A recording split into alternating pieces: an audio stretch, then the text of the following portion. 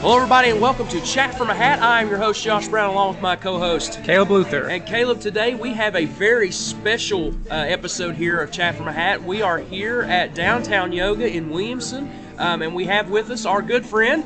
Hi, my name is Jim Pajarillo. I'm an attorney based in Williamson. I am also on the board of our Tug Valley Area CVB. I'm a board member of the Tamarack Foundation of the Arts, and this is the launch party for the Heart of West Virginia Arts Community nonprofit. Very cool. We're so happy that you've invited us here tonight to interview some of the local artists that are here. Jim, tell us a little bit about what this art project that you're trying to pull together is. Okay, well, really it started almost 5 years ago to this day.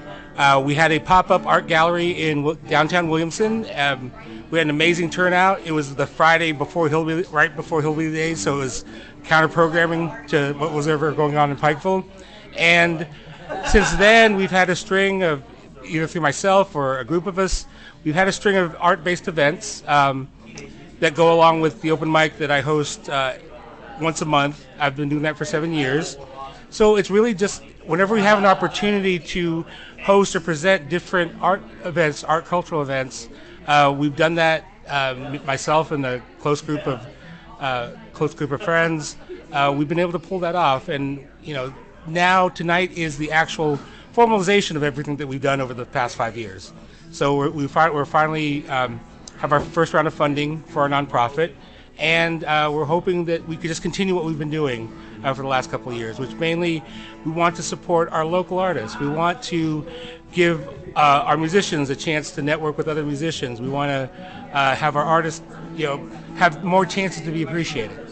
And also, a big thing with me, I meet so many amazing artists and so many talented artists in this area.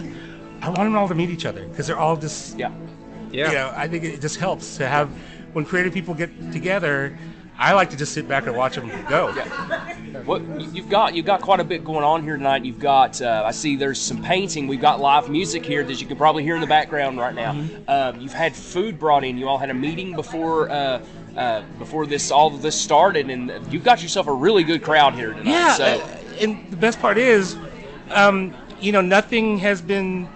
There's no rigidity to this evening. All we did was we invited artists to bring tools of the trade. So if you wanted to bring paint. If you wanted to bring your instruments, come and play. We just wanted to create, and this is play off the art salon idea that started in Elkins. They're trying to get this spread across West Virginia.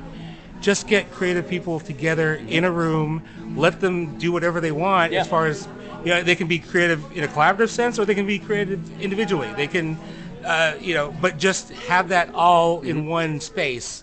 And it's pretty amazing. We laid out some retro art toys. We laid out an easel and paints, and we've got painted rocks. We've got string for friendship bracelets. And everyone here, if you're creative, you did that as when you were young. That's kind of like your comfort zone. Yeah. And that's what I like about this. Everyone can be in their comfort zone and still be here. There's hopefully we've erased all the awkwardness when it comes to having strangers mix and mingle, and I think it's something that we want to carry on because the vibe tonight's just I'm floored. Yeah, I'll be honest with you, and the listeners at home or listening to wherever they're listening to the podcast, you had people knocking down the door to come in here even before it started to get involved and to do things. So I would consider it a successful night. Oh yeah, right before the get-go. Mm-hmm. So. Yeah, and the key is what I do love is I love the fact that you guys are here because you get a chance to share with us, and we'll have some other artists come up and tell their story and talk how they get involved. But it really starts if you want to. I like the fact that I want to take it upon myself to not just we're not a Williamson-based organization. We are a regional-based organization. Mm-hmm. We want to include. Especially people in Logan. The Logan art community was so welcoming to me and so quick to collaborate, like Southern Coalition of the Arts, I've worked with in the past. Donn and Seth, I've been a big fan of their work. It's just, there is such a creative spirit that just needs to kind of mingle together, and I think, there can be a concentrated push, because I think that the talent here in this pocket of West Virginia is just untapped and needs to be noticed. I'll agree. I'll agree with that completely. So what is the end goal of your organization? Well, it starts with kids. It starts with kids in improving quality of life. We want to, what we'll see, we're going to, later on this year, we're going to have a youth-based art festival that is attached to our traditional King Cole Festival. That's in the works, and what we'd like to do is we want to start with having, create interactive and educational experience with practicing artisans right now, either artists or musicians, and we want kids to be able to talk to them, and either they can learn or they can have workshops, but it's an opportunity for especially creative kids out here, because like I do, when you're young and you're not involved with sports, life can be hard growing up, or at least it's hard to get recognized for what you do, and hard to get encouragement for what you do, especially if you're a creative kid in the coal fields.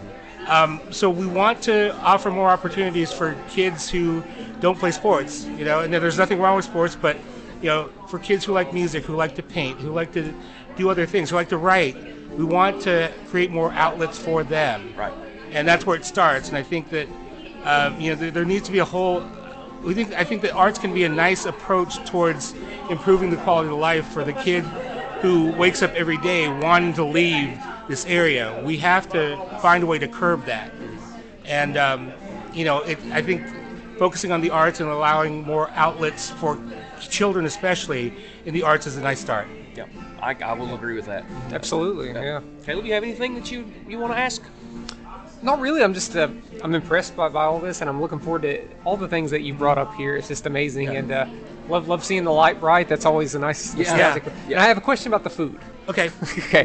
Yes. So there was a lot of food. So there was a lot of food that they had out, and all of it was great. But there was this one thing that the bread, it tasted sweet, like it was going to be a pastry, but the insides had like peas and like potatoes and like. What is that? That is an empanada. It's the Filipino version of the Spanish-based pastry pie. It's like usually a meat pie. So empanada, Filipino style, usually has ground beef, potatoes, peas, sometimes carrots, and sometimes raisins. So that is it's a savory. It's meant to be a savory dish, but it does have that sweet taste to it because of the dough. Yeah. The dough that they use is usually, it's meant to be a little bit sweet and flaky. Yeah. Immediately, I was like, "This is amazing." Yeah. And Josh was eating it. Very good. Josh was eating, and he ended up being a raisin, but he thought it was a cranberry at first. He's allergic to cranberries. Oh no! He's like, "What is this?" I was like, "What is this? What is this?" It was great. It's great. I love Fantastic. And the cupcake thing, like what that is okay. And now, apologies to any Spanish speaking listeners that you might have, but the Filipino name for that dish, it's a dessert. It's called puto. Okay. Now, if you know that what puto means in Spanish, it's not something you want to repeat, in rough company. But Thanks, Jim. We just have to put explicit content now on our. So it is a steamed cupcake. Like it's a steamed dough, and it's like a cake dough that instead of baking, you put in a steamer. And there was a yellow version, which is almost like a cake, like a regular yellow cake. But the purple version mixed ube, which is a Filipino, almost like yam. It's like from the potato family. And it's a purple fruit that's used in a lot of Filipino desserts. And so we're lucky to have some of that tonight, too. Yeah, it's delicious. It was excellent. Everything was I'm incredible. really glad you enjoyed it. One of the things I will always do is I'm very proud of my Filipino heritage, and I love especially Filipino food. Every chance I get, I want to share that with people and hope that they enjoy it. And now, thank you for bringing it. That's the first time I've ever had I'm anything extremely like that. uncultured when it comes to foods, and like I'm always wanting to try new things that I haven't, and everything that I tried tonight was great. Thank So, you, yeah. thank you. And I'll give Rose a plug too. Rose Estep, she's a Filipino woman here in Williamson. She does. I turn to her for any type of Filipino cooking. She's amazing, and I believe that she will be attempting to start a catering business this summer. Oh, nice. So nice. Very nice. if you're looking for Filipino food, Rose Estep, you can contact her through me if you like, and we'll, if you're interested in having Filipino food catered, let us know. Sure. Okay, Awesome. but you can Absolutely. You can find me on my personal Facebook, Jim Pajarillo. Also through the Heart of West Virginia, we have a Facebook page and hopefully soon website. But Go like that page. Yeah, go like that page for sure. Yeah. Jim, anything else? I think so. You guys, I just appreciate you guys so much for coming down here. I'm glad you're having a good time, and hopefully we get to meet some of our artists, our local artists. They're floating about, and I'm just going to try to wrangle them in. So, well, we appreciate the hard work that you are putting into this collective of artists that you're pulling together here, and we hope that it succeeds for you and everyone else down the road for sure. Because it's a good thing to have here in Southern West Virginia, especially now. Well, thank you. I know it's really important. I'm just glad anyone who wants to support us is coming out to the next event. I think you'll if the event doesn't work out for you, but you know what, you're going to meet some good people. Yep. And you're going to meet some talented people. And that's something I can always guarantee. Yeah. Well, Jim, thank you so much for joining us. Thank you guys. Jim. Okay. All right, we want to thank Jim again for joining us here. But joining us right now, we've got... Hey, I'm Alex Blankenship. All right, Alex, what brings you to the podcast today? Oh, man, just enjoying this creative space here today. So glad all these people came out today and as a first going, this is great. But yeah, I'm a local musician and been kind of doing music most of my life, and just want to be a part of this. And my big thing is to try to, highlight the musical talent in this area and just be a part of whatever I can. Me and my band, me and my buddy Keith Rife, together with the band Two of a Kind, we've been circling around West Virginia, Kentucky for the past couple years now, playing in small venues and bars and things. So we've had a real good time with that. Prior to that, I've always been a local musician, or like solo musician, doing my own kind of thing. But joining up with Keith, he's a phenomenal lead guitar player, and so we kind of just fit each other really well. And so yeah, we've just had a lot of fun with that, and we're coming up with shows all the time. So we do have a Facebook page. Two of a Kind 304 is our Facebook page if you ever want to look us up. So yeah. What kind of music do y'all play? So mostly country rock. We do have several songs that we've written as well. We do a lot of covers. A lot of these places like to hear, the mainstream stuff. So we're there to please, but we do throw in our covers and stuff as well. But mainly country and southern rock. And it's we're an acoustic duet, so we're stripped down with no drums or anything like that. So we kind of make it work with just a couple acoustics. Yeah. Nice. Hey, sometimes that's all you need, man. That's all you need. It sounds good. I mean, yeah. So you were talking a little bit earlier before we went on the air about the songwriters. What was that again? Yes. So I have applied for and got a grant through the Tamarack for the Foundation of the Arts to put on a songwriters / live local music talent showcase. It's set to be held June 10th in Gilbert, West Virginia at the Larry Joe Harless Community Center. So it's a two-part event on that day. The class itself is going to be a songwriters class that I will be teaching. I've gained knowledge from attending songwriters workshops at Twin Falls Resort and at the Tamarack itself. So I kind of have a background that I want to take what I know and share it and just get more people knowing, some people that's never wrote before or just starting out, and try to spark some interest, for people. So this is going to be a free event for anybody who wants to be a part. If they want to be part of the class, it starts at 10 a.m. on June 10th at the Larry Joe Harless Center. They need to go online and fill out an online Google form that will put them in the system. We're holding it to about 30 people for the class itself. So the first 30 people that sign up are going to be part of that. It's like I said, it's a free event.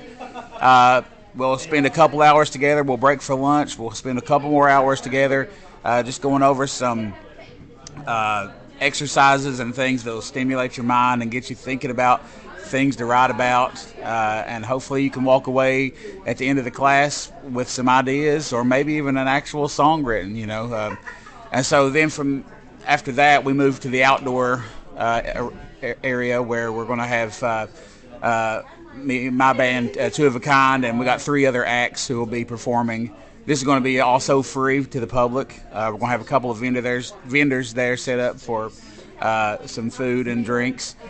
So it's going to be a great time. People with fellowship together and just have a good time, and trying to really grow the music scene a little bit in the Gilbert area. So that's really cool. That's really cool.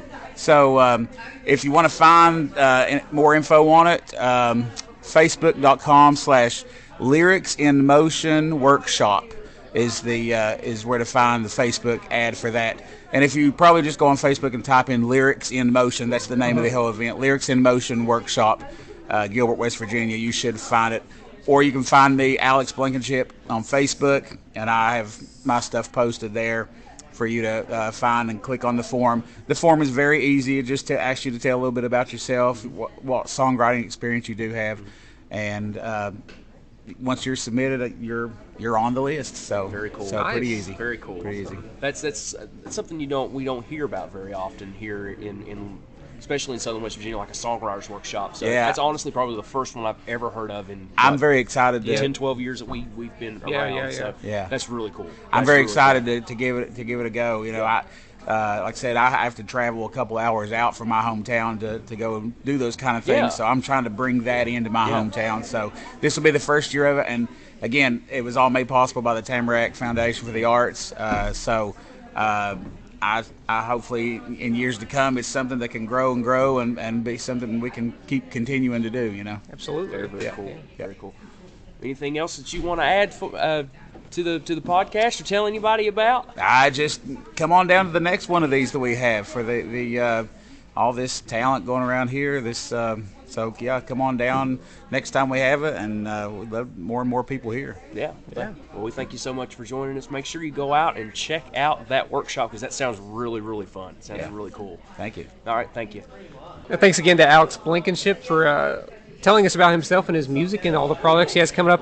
Right now we have Thomas Jude. Thomas, tell us about yourself and your music and what got you started playing music.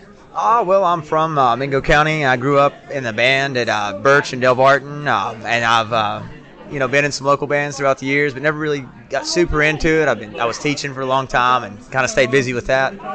But probably 7 years ago or so, I saw the open mic, and I switched jobs and had a ton of extra time, so I really got back into playing guitar. Felt like my second teenage year, sort of. Nice. At like 30, probably 28, something like that.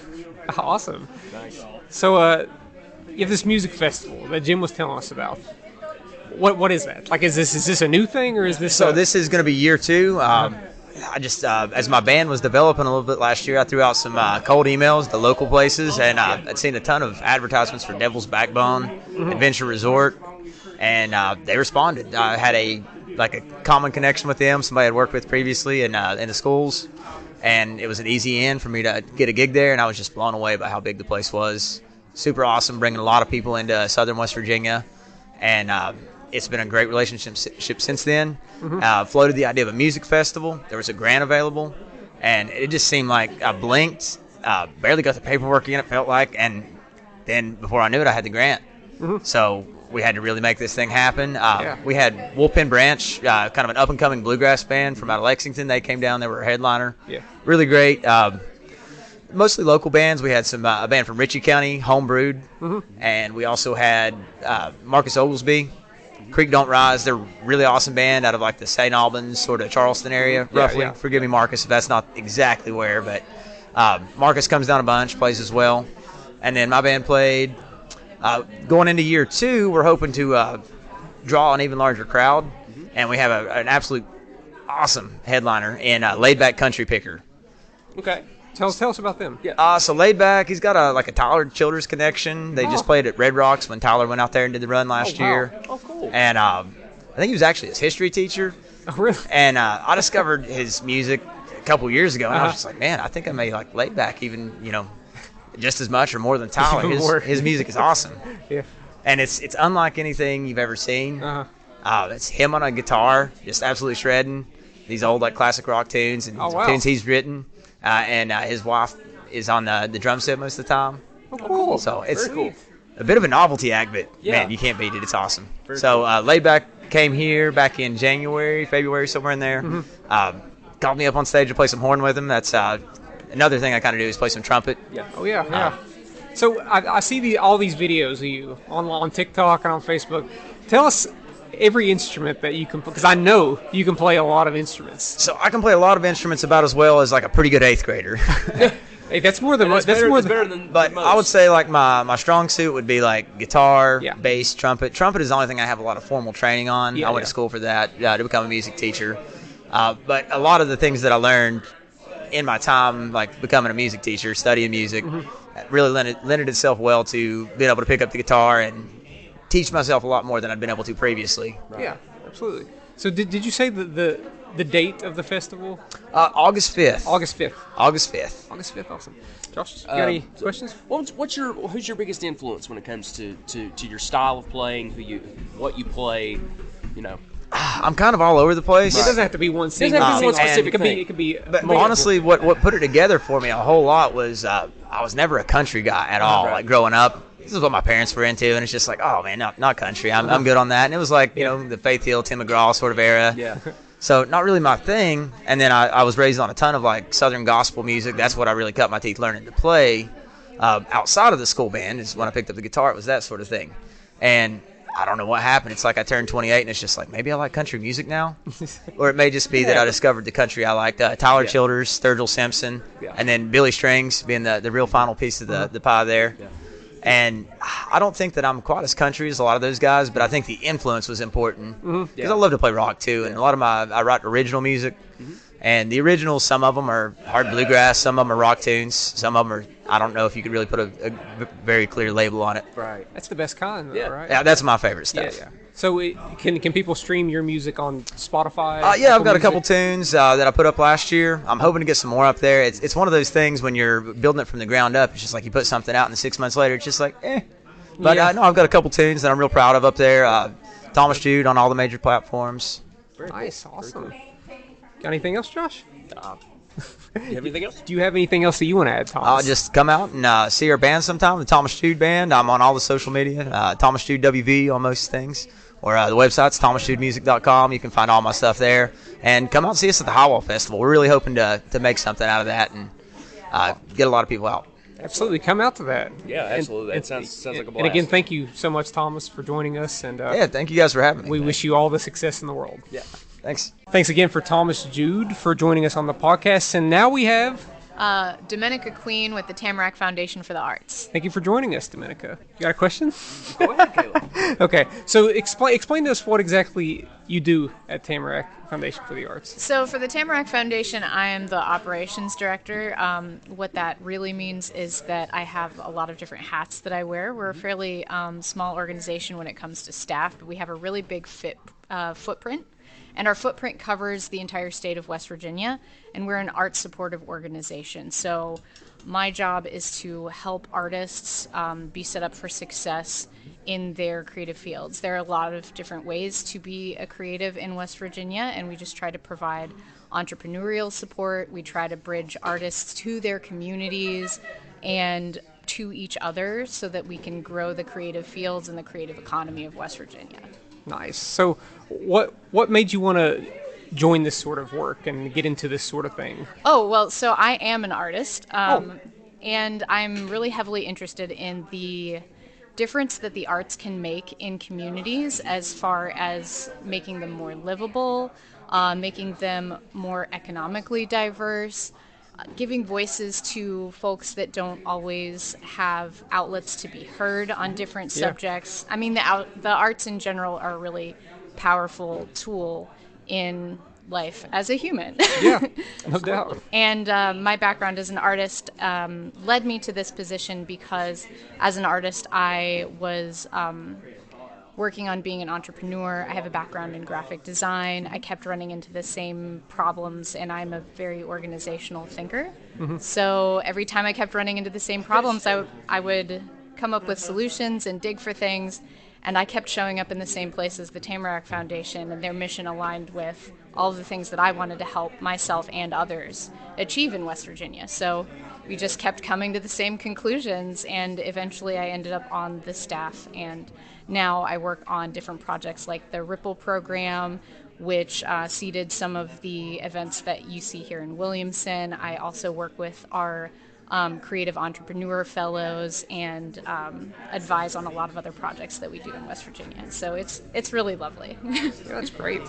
So you said that you are an artist yourself. Yeah. Do you still actively Yes, do art? but slowly. Slowly, because I okay. have a full-time job. That it gets That'll do difficult, it every right? time. But you have to have a balance in your life if you're not going to burn out in the nonprofit sector. So I do create. I'm a fiber artist, but I use exclusively recycled plastic to create fiber arts projects. And when I say fiber arts, I mean I do rug hooking, crochet, I embroider plastic on plastic, I braid, I've done weaving, I even have a tufting gun that I use plastic in. So I'm taking the material that is going to last 500 years and putting it in an heirloom context of those old crafts that have been going on for thousands of years. So that makes me happy. I could talk about that for a long time too, but I'm mostly interested in making sure people know that the Tamarack Foundation is around and run by artists and enthused to provide tools and opportunities for artists to get together and work on their craft and their entrepreneurship and their contributions to their community. We have a huge network of creatives, and it's not even scratching the surface of the creative energy in West Virginia. We have the West Virginia Creative Network, and it is close to 350 artists that we have registered. And it's a directory of artists in West Virginia, and it provides us a basis so that we can connect them to each other and connect them to their communities. Very cool. Very cool. You got any questions, Josh? I'm good. Well, I want to go back to your art because So, yeah, you can plug anything you want to online. So, is your art available online? Oh yeah, I have an Instagram account. That account is Mad Artsy. It's spelled MADARTSCI, so like Mad Arts and Science. Yeah. I'm also a little bit of a science nerd, which is how we get to the plastic part. Yeah. But many different things feed into creative practice. That's actually what I was getting ready to ask: is how did you come to the to doing plastic art? How did that medium get there? It just became meaningful to me during the pandemic. I used to be a painter, and during the time we were in shutdown, I thought to myself, oh, I have all of this time to be creative, but the emotional environment was so heavy that I couldn't paint anymore. Right. It was really difficult to come up with what I wanted to do, and it felt like I was trying to pull things out of thin air and trying to make these happy paintings that I used to make. And it just didn't really fit. And then I slowly started getting curious about things. I'm the kind of person who will DIY anything and watch 1,000 YouTube videos. Yeah. And so instead of making sourdough with everybody else, I started playing with the plastic bags in my house. And my mentor, Susan Feller, she is a fiber artist and specifically a traditional rug hooker. So she hand hooks rugs. And I saw a retrospective of her work. She was really lovely and friendly about sharing her craft and was very approachable about it. So I was having one of those days when I was walking around rock tumbling on some things, and I thought to myself, I wonder if I can rug hook with plastic. I don't think I've seen much of that. Yeah. And from there, I just kept going down different fun rabbit holes of, well, could plastic do this? Yeah. Could plastic do that? I mean, it goes through my sewing machine fine. I have a big embroidery hoop with like a giant bumblebee that I'm embroidering right now. Wow, and it's very been a cool. really fun material to work with, and it's super abundant, and it also allows me to talk about how the fossil fuel industry is maybe not so good, and also how plastic is, totally taking over our physical environment. Yeah. So is there anything else you'd like to plug or talk about? I know you said you like Nick Offerman. I We have a do. Nick Offerman sticker on our laptop here.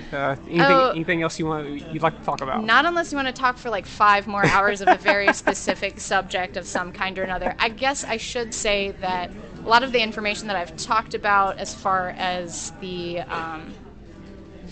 Tamarack Foundation information, we have a website. It's tamarackfoundation.org. You can look up information about how to become a West Virginia Creative Network member. We're also on social media at Tamarack Foundation. And then for myself, I am Domenica Queen, and I am myself everywhere. It's not a very it's not a very common name in this geographical area, so you can usually find me. I'm on Facebook and Instagram and TikTok. Awesome. Well, And your Instagram one more time for your art was? It's at MadArtsci, MADARTSCI.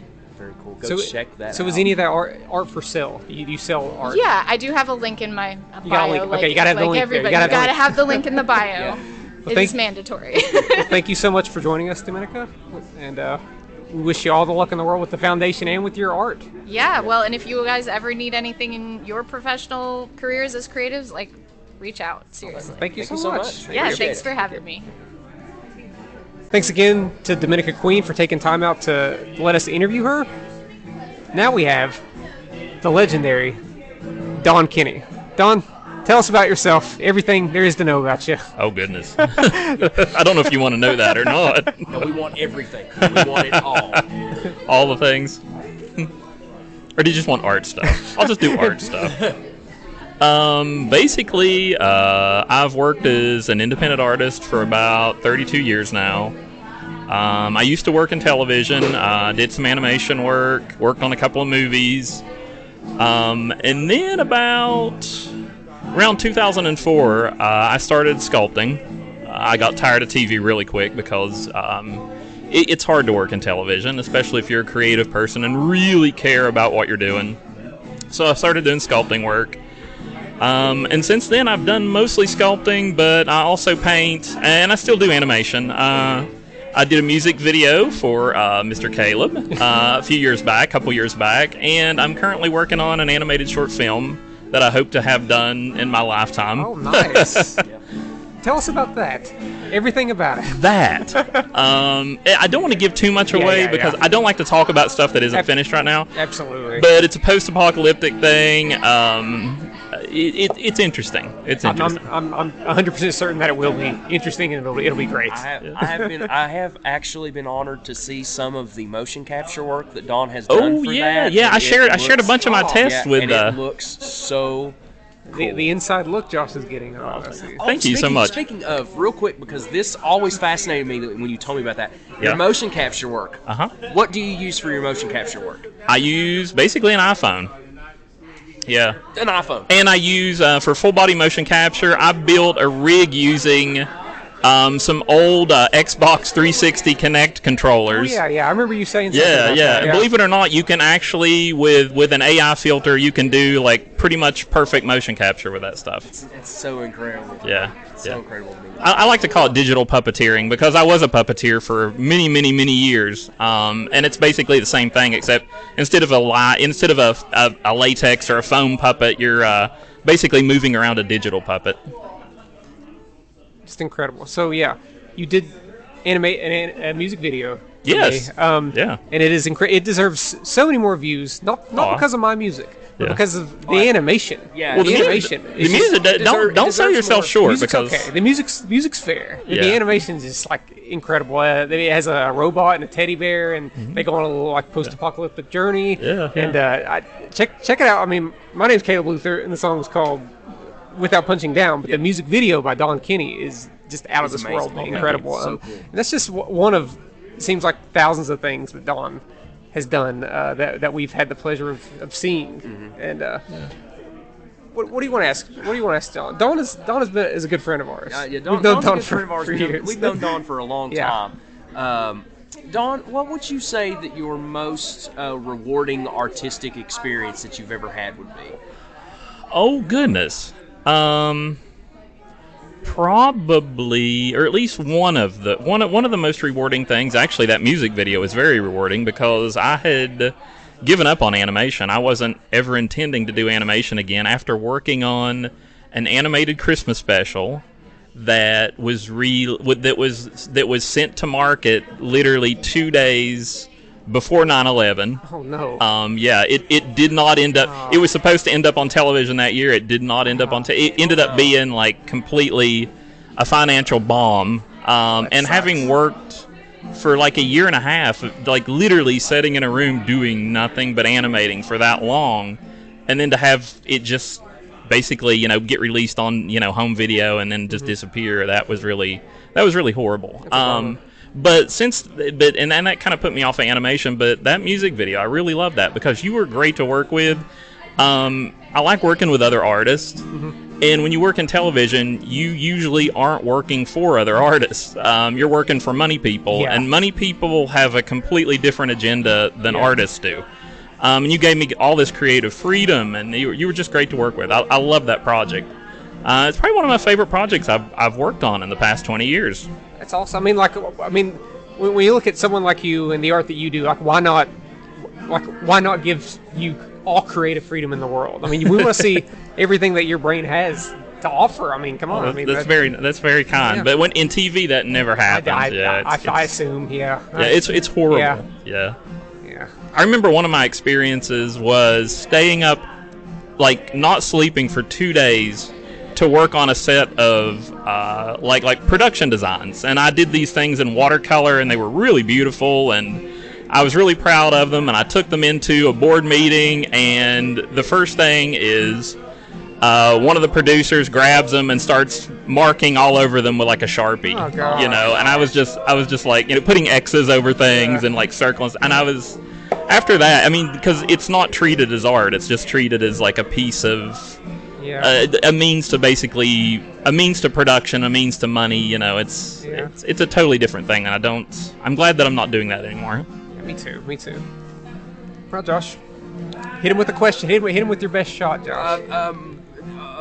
You're in for it, Donn. It's going to be a big one. The meaning of life. What has your experience as an artist in Southern West Virginia been like? It's been really mixed. The interesting thing about being an artist down here is when you meet other people who are into art and into creativity and creative things, you connect immediately. Because the community down here is so small and it's very tight knit, and we all really support one another. And in larger cities, it's not like that at all. I lived in Pittsburgh for 15 years, and there's nothing. But the bad thing about being an artist down here is there really isn't. There aren't galleries. There's not places where you can sell your work easily. And the community is really fragmented.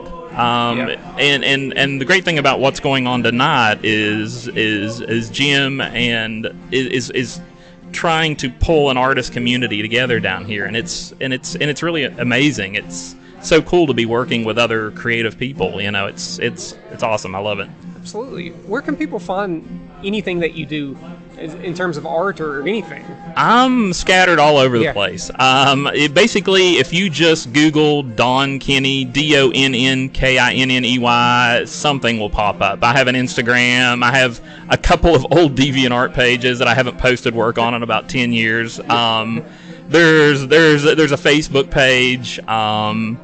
And we also have, me and my partner, we have a joint Facebook page where we post stuff for an art show that we do happens about every 2 years, called Beauty, Birds, and Bones. And that's out there as well. So there's a lot of stuff. Yeah, those shows are always the highlight of the season to me. Yeah, we love them. We love them. I can put all of the faith in the world in saying that if you buy a piece from Donn or Seth, who we'll be talking to here in just a little bit, that you are not going to be sorry, because they are absolutely beautiful pieces. The amount of work that they put into those pieces reflects how beautiful that they are. Well, we really appreciate that. We appreciate the support you've always given our work, and we love y'all so much. Anything else, Caleb? Is there anything else you want to talk about? Nothing. We're definitely going to have you back on. Oh, yeah. Awesome. For a full episode of whether it's about Muppets or I'd love that. Just prosthetic work or anything. We're gonna bring you on. Excellent. Yeah. Fun. Well, Donn, thank you so much for being with us, and thank you for being our friend above everything else. Yes. We love you to death. Well, thank you all, and I love you guys too. Thank you so much, Donn. Thanks again to our friend Donn for joining us, and now we are joined by our other friend, Seth Kitzmiller. Now, Seth, tell us about yourself. What you're about, what you do, who are you? I do things. I'm more of an abstract painter. I've gone to college for it. Not like putting that out there. You don't have to go to college to be good at art or anything like that. I'm just letting you know. my backstory. Like I've been to New York and Vermont and studied with other artists there at the Vermont Studio Center and at the School of Visual Arts in Manhattan. Got to meet a lot of crazy, awesome people. I got an art curator out of it. But that really wasn't your question. I always like beef it up, at the beginning, because that's all I got. Everything else is abstract, because that's what I am, an abstract painter. I'm really inspired by creating form out of nothing, like color, blending in with color that probably shouldn't be together, but then when you think about it, it's all prismatic, so it's all going to end up blending together anyway, and just kind of figuring out how all that works. But I'm not going to bog down this interview with all that information. But Bog it down. Keep it going. No, I'm just really excited to be here. It's been a really long time. I have a full-time job. I'm a lead pharmacy tech at Kroger in Logan, West Virginia, and I'm full-time. So art is literally a pleasant memory most of the time. There's dust and cobwebs like filling up the space in our studio. From my point of view, he is always working, however, which is awesome. So I'm just kind of in that weird, not lone wolf situation. But I love working with other artists, but I tend to really get like involved with my own work, and so being separated from that, it's been kind of a strange experience. I've been investing in other areas of my life artistically, because drawing and painting is not the only art form out there. So there's just a lot of stuff out there. I feel like gardening is an art form, and I've been doing that in place. But this tonight, I'm the king of rabbit trails. You should listen to me talking to one of my sisters. It's ridiculous. You should be like, okay, and we're back. But anyway, it's really awesome to be here, where people actually care about other artists and what they're about and where they're going and how to get them there, how to like supply them with the tools to get there. I've not really been in that situation in this state. I was one of those that just narrowly missed that mark of like being somebody that left. Yeah. And then I've met this dude, my man and my partner for life, Donn Kinney, who you just interviewed, and he really like brought me back to a love for the state of West Virginia, because I was losing it fast. And I think that's the problem with a lot of artists, the real good ones too. Well, there's all real good ones that stay, but I feel like there, as others have said, there can be something that really can be nurtured in this state for that passion to just kind of blossom. And so tonight is like a great example of that, I think. It's a great space, and it looks like a great group of people, and none of us really know each other. Some of us know each other, some of us don't, but I'm like, we're all here, we're all like drawing and painting and like doing all sorts of different stuff, and it's pretty exciting. Yeah, we've seen tonight that Donn has been working on like a self-portrait that he's been working on. It looks fantastic. We see what you've been working on just in a couple hours. Oh, just a little randomness. It's great. It looks fantastic. It's amazing. It's sketchery. I've been really starting to really just love looking at abstract art. I don't know if it's just starting to you reach an age where like, oh my god, I get it. This is incredible. Yeah, because nothing. You realize as a child everything's constricted, and so you're like these black and white images. But then when you get older, you're like, well, I don't really know what that means, and neither does anybody else, and people that are way smarter than me. You know what I mean? Like, so I totally vibe with that. To me, like abstract art always feels like you say, you reach that point where you start to think outside of a box. Yeah. And seeing something like you're putting there, like you've done over here tonight, it's like it's lines, it's color, it's the blending, the bleeds of colors, and it's like I see beauty in that when back then I probably wouldn't have, because it was like you said, a black and white world. But it's awesome. It's I'm looking at all these colors. I'm like, all that makes sense. Yeah, all those colors it makes perfect sense. I appreciate that. Yeah. Now I got wait to see that. I got a big question for you. Who's your favorite artist? Oh, I fucking hate. Oh, you did it. You made me do it. You're gonna have to bleep that out. It's okay. I just wanted to play a prank. I knew that I was going to say that I didn't want to be asked that, and then I knew that someone was going to go ahead and ask me anyway. So I was like, okay, I'm going to think of somebody. It wasn't a sincere question. That's a load of like, who can even answer that? I don't know. Right? I just when I'm making art, I don't think of other artists. I'm not trying to. That's what your brain should be doing, because because whenever you're thinking of other artists, you might like subconsciously copy that artist or whatever. But you want to be thinking, about your own thing whenever you're doing any sort of art form. It's Music, an extension of yourself. Yeah. Yeah. Yeah. I mean, absolutely. everything's derivative, but the thing is, it's like if you kind of like stay genuine to what your feelings are at. Yeah. I mean, you're going to create something really cool, Right, like awesome, yeah. like your all's music and stuff like that. And I will not hear any sort of negativity in that area. You all are going to accept my compliments. You guys are amazing, both of you, individually and together. And and also this podcast is amazing, and everyone should listen to it. Thank you. Thank you. That's my endorsement. Thank you. So, All right, you go. So, hit him with the big one here, Josh. The big one. What's the big one, Caleb? Oh, you know. What's the big one? You hit him with the big one then, because I don't know what you're talking about. Well, we asked Donn this, and because I think it's a big one, especially for an artist like you. What has been some of your most rewarding artistic experiences? the individual experiences of being able to see art at its finest. And I don't even think I've seen it at its finest, although I'm pretty partial to this guy's art over here. I really just can't stop looking at it. I mean, I'm looking at it right now as I'm talking to you. But honestly, the top experience is when he and I, we weren't living together at the time. We were just traveling 4 hours apart, trying to figure out where we were going with each other. And then my landlord to my apartment, she was like, "Hey, there's this empty clothing store downstairs. Do you just want to put art there?" And I'm like, "Oh my gosh, yes, thank you." And then I thought, you know what? So I got on the phone and I said, "Hey, would you like to bring some of your stuff up here and we could do it together?" And then that's kind of how Beauty Birds and Bones was formed. Yeah. And then there was a couple other people that were just kind of fell into place. I had somebody in an apartment down the hall. They had photography, and then one of my friends at the time was a writer, and so we kind of kept that tradition up over there, just kind of like a rolling stone of stuff, like this not snake oil salesman, but kind of this carnival of souls just spinning around, grabbing up other people as we go along. I mean, you guys have played at our stuff, and and of course Miss Erica Kitchen, who you had on here before, she's had her writing there, amazing stuff, and Nancy Brown and Taryn Khan and all these great people that are also our personal friends. I'm sorry, I'm biased. I'm a very biasy person. No, I'm not really. You have to bleep that one out, especially. Whenever you got friends that are talented, why not sing their praises? Support them. Yeah, absolutely. And that's the thing. It's and I believe that's what they're trying to do here. It's having this collective unit of people that are able to bring art of all different types to come in and be able to showcase their ability, showcase their talent, showcase what they can bring to the table. And Southern West Virginia needs that. I loved it. When we walked in here tonight, of course, there was a lovely display of food and a lovely display of people. But then there was, first thing I noticed was this table of somebody had brought all these little easels. Yeah. Just ready for anybody to walk up to it. Yeah. And I was just really impressed by that. I was like, that's really sweet. Very nice. Very nice. First of all, easels ain't cheap. So, I was like, wow, okay, that's cool. Yeah, for sure.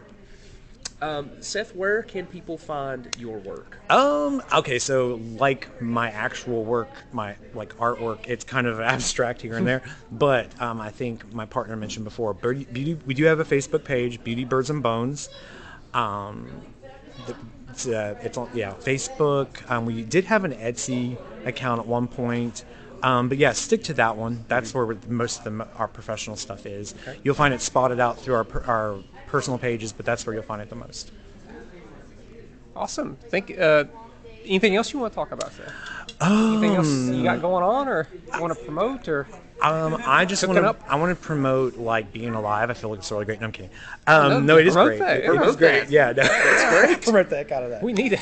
No, but I'm looking forward to the next time. And next time, you'll have to get your beeper ready, because you'll be I don't think we're gonna beep it this time. That's the first time we've had that on our podcast, and it's a big one. We want to keep it in there. I'm sorry. Yeah. I mean, you're welcome. No. Hey, we wanted. I wanted that. That's why I asked the question. I thought maybe you'd do that. Here we go. Here we go. Yeah, like I told Donn, we're definitely gonna have both of y'all back on for whatever the episode may be. Yeah. Because there's tons of things that you guys are just knowledgeable about, way more knowledgeable than we are about, and we want you all to talk about those things. Absolutely. So, yeah.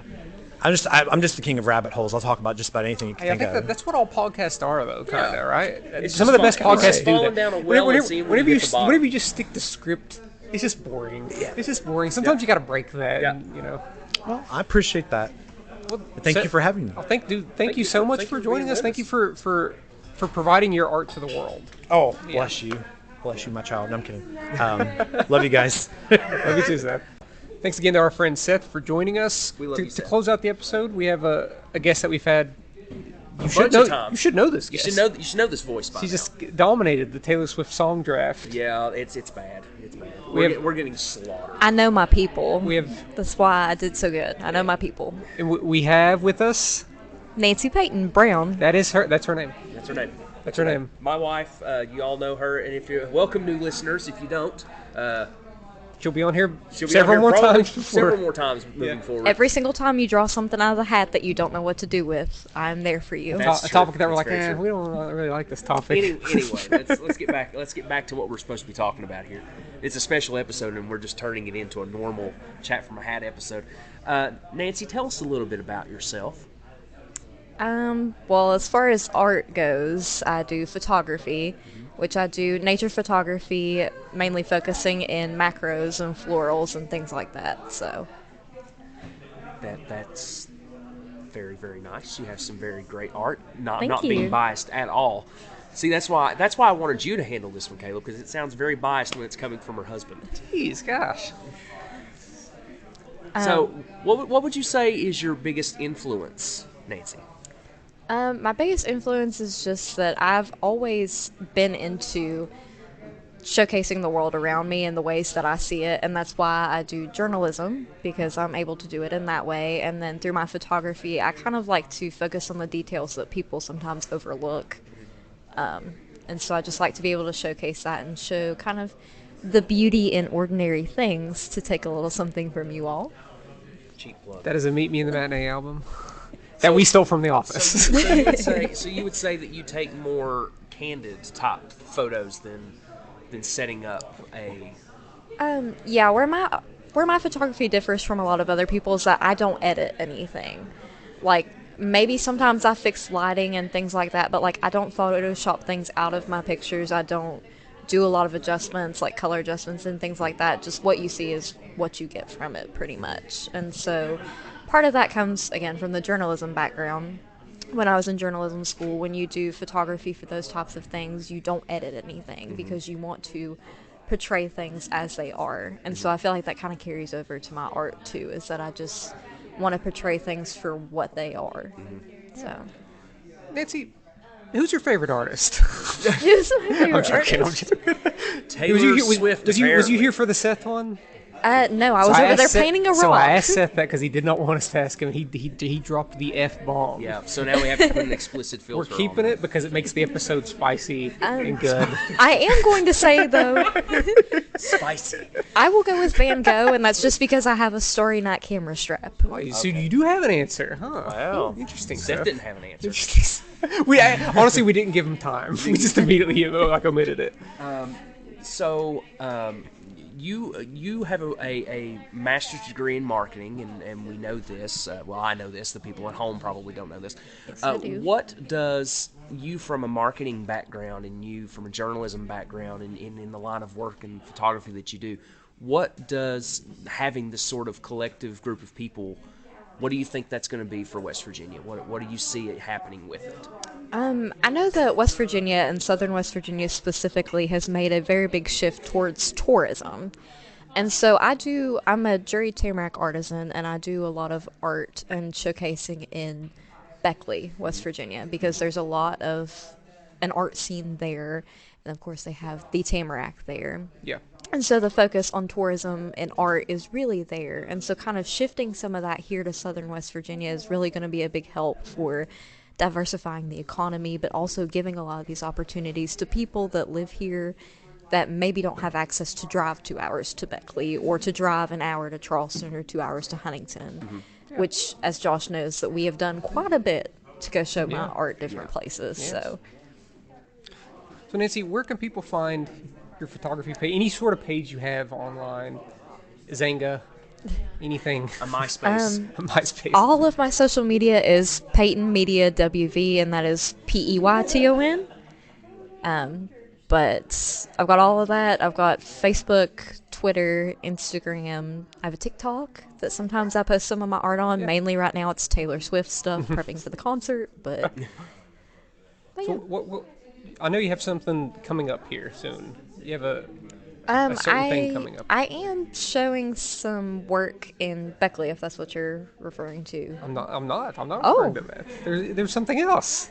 What's the You've already sold. You were going to make us pay for something. Oh, yes. I Yeah. do. Actually, I recently started my own photography business as well. It's a big deal. And so it's a combination of being able to have a business, to be able to sell my art, and to kind of expand that and to show in a lot more places and try to expand outside of West Virginia. But I'm also using that, since I got a business license anyway, to do portraiture and other work as well. And not to interrupt you, but who helped you with that, getting that sort of situation? The Tamarack Foundation, Caleb. of course. It comes full circle did. to most people here, their projects. I'm in a cohort right now of women in arts businesses, and so they've given me a lot of really great resources for doing taxes and things like that to really give me the confidence to finally be able to get a business license and go out in that way. So Nice. So that's a good wraparound to us closing, and we want you to close because you know way more about all this stuff than we do. We mess up words all the time. We do. And you won't mess up the words. So say the words. that is so much pressure. Don't mess up. So this evening, of course, they want to thank the Tamarack Foundation for the Arts, who is implementing the Ripple program right now to do the Tug Valley Ripple, specifically to Southern West Virginia. But this also was an event to be a launch party for the Heart of West Virginia, which is an arts-based nonprofit based in Williamson, but focused on Southern West Virginia and bringing artisans together to have opportunities and resources to kind of showcase their work and to also make a profitable arts business if they choose to. Awesome. Good job. You didn't mess up the words at all. Didn't mess up not a single time. This has been fun. Shocking. This has been fun. This has been fun. This has been yes. great. The food was great. We had a lot of good conversations with people we didn't know and people that we know quite well. Yeah, so it was a really good medium there of having everybody.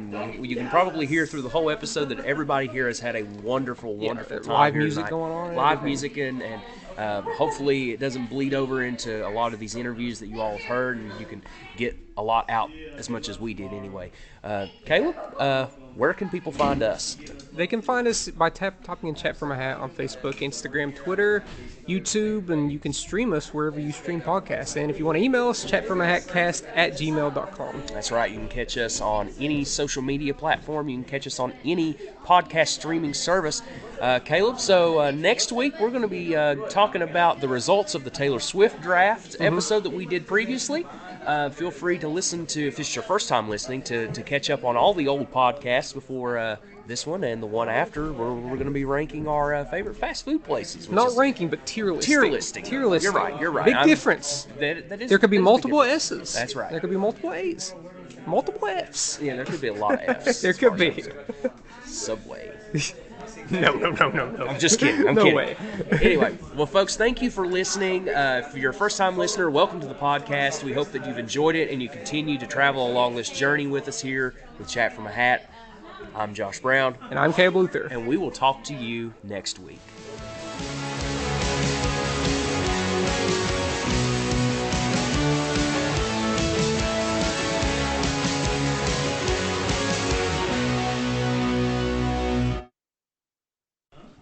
Delete it all.